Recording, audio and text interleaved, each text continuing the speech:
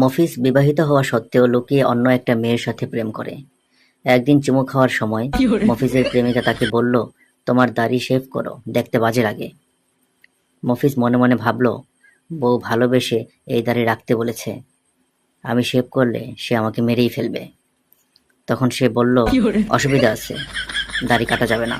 তখন মফিজের প্রেমিকা বলল, দাড়ি শেভ করবে, নয়তো এই বন মানুষের মুখ আমাকে আর দেখানোর দরকার নাই।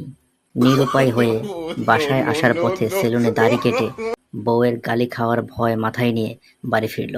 বাড়ি ফিরে দেখে বাসার সবাই লাইট অফ করে ঘুমিয়ে পড়েছে। মফিজ চুপি চুপি দরজা লাগিয়ে রুমে গিয়ে বউয়ের পাশে শুয়ে পড়ল। কিছুক্ষণ পর মফিজের বউ পাশ থেকে তার গালে হাত দিয়ে বলল, আবুল, তুমি এখনো যাওনি? আমার স্বামী যে কোনো সময় চলে আসবে। এটা শোনার পর মফিজ তো বেহুশ।